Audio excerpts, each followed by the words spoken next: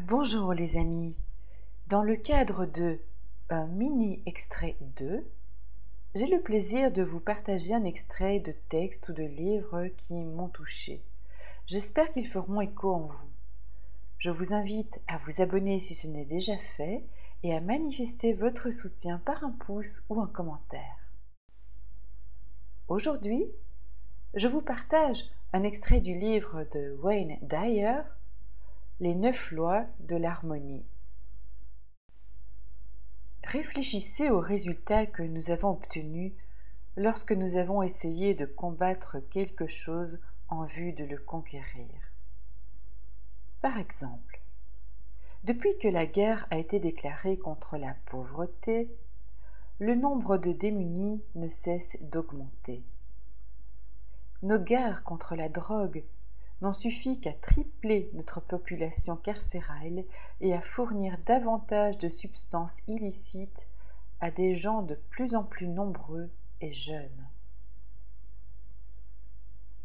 Par ailleurs, nos guerres contre le cancer, l'obésité et la faim ne sont pas parvenues non plus à éliminer ces maux. La vérité de cet univers, c'est que nous vivons à l'intérieur d'un système d'énergie qui fonctionne sur la loi d'attraction. En bref, nous devenons ce que nous pensons toute la journée. Si nous nous appesantissons sur ce que nous haïssons, nous offrons cette énergie à nos désirs. Ce système fait que nous attirons ce que nous pensons le plus souvent. Par conséquent, nous agissons sur nos pensées de haine, de violence, de combat, de guerre, génèrent des actes haineux, violents, combatifs et guerriers. Et regardez le résultat. Les fruits de ces pensées mûrissent, même si nos intentions sont positivement accordées avec l'énergie divine. Nous obtenons ce que nous pensons que nous le voulions ou non.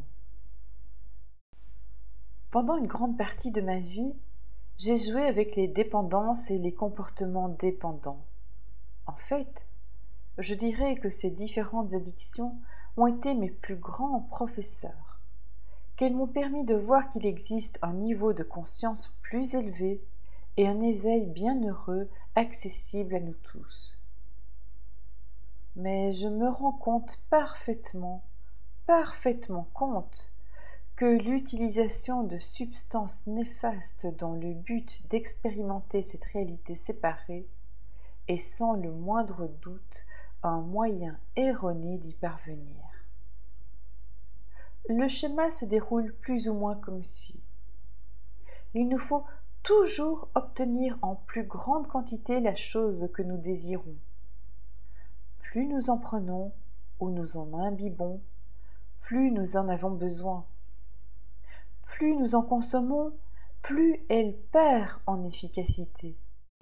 Et pour couronner ce gigantesque déséquilibre, la substance que nous utilisons pour atteindre ce lieu de félicité est nuisible à notre bien-être. Nous désirons la félicité, la paix, l'amour, la santé, la liberté et tutti quanti. Mais notre comportement addictif nous apporte exactement le contraire. S'il se poursuit sans entrave, il créera des ravages dans notre esprit et notre corps et finira par nous détruire. Je suis libérée de la dépendance et je souhaite vous dire que je ne suis pas parvenue à ce résultat en luttant contre ma nature dépendante. En fait, au fil de ma vie, plus j'essayais de vaincre mes dépendances au sucre, aux boissons gazeuses, à la caféine, à l'alcool, à la nicotine et à certaines drogues, plus ces substances augmentaient leur emprise sur moi. Force contre force. Je m'étais servi de mes armes et elles avaient fourbi leur artillerie, mon corps étant le terrain de bataille où se livrait cette guerre. Je me taillais maladroitement un chemin vers des dépendances plus profondes. J'ai cité Ralph Waldo Emerson. Le remède de tous les faux pas est l'amour. Sous quel autre jour se présenteraient les choses si nous suivions son avis? Pourquoi qualifier une dépendance de faux pas? C'est une dépendance que d'exiger une quantité toujours plus importante d'une chose que votre corps et votre esprit méprisent violemment. Choisir le monde de la dépendance au lieu de l'équilibre que constitue votre héritage spirituel est une déformation majeure du droit acquis à votre naissance. Quand vous faites ce choix, vous gérez votre vie en dépit du bon sens. Un faux pas qui peut être corrigé par l'amour. Votre source ne crée pas à partir de la toxicité. Elle ne remplit ni vos veines, ni votre estomac, ni aucune partie de votre corps de poison ou d'excès. Elle crée à partir du bien-être, de l'équilibre et de la perfection naturelle.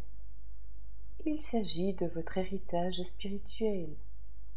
Et l'amour peut corriger les faux pas qui vous écartent de votre moi spirituel. L'amour est ce que vous êtes, et il constitue le centre de votre création. C'est de lui que vous êtes issu, et il peut devenir tout autant votre point d'attraction. Notre penchant pour les comportements dépendants diminue de manière substantielle quand nous commençons à faire en sorte de nous reconnecter à notre source d'existence. Quelle que soit votre situation actuelle au regard de vos dépendances, décidez que tout est parfait. Les traumatismes que vous avez subis étaient un passage obligé. Vous deviez décevoir les personnes que vous avez maltraitées. Vous deviez descendre si bas. Vous aviez besoin de cette énergie négative pour vous aider à générer l'énergie qui vous permettra d'atteindre le lieu plus élevé vers lequel vous tendez à présent. Créez un espace intérieur, un endroit très privé. Indépendamment du nombre de personnes qui n'ont pas confiance en vous et vous rappellent le nombre d'occasions où vous n'êtes pas parvenu à vous montrer à la hauteur de vos promesses, il s'agit de votre espace de connaissance. Si vous dérapez, réfugiez-vous tout de suite dans cet espace de connaissance. Pardonnez-vous à vous-même et imaginez-vous enveloppé de l'amour. Dans cet endroit, et je peux vous promettre que vous bénéficierez de tous les conseils, instructions et forces dont vous avez besoin et que vous obtiendrez ce que vous voulez vraiment plutôt que ce que vous ne voulez pas.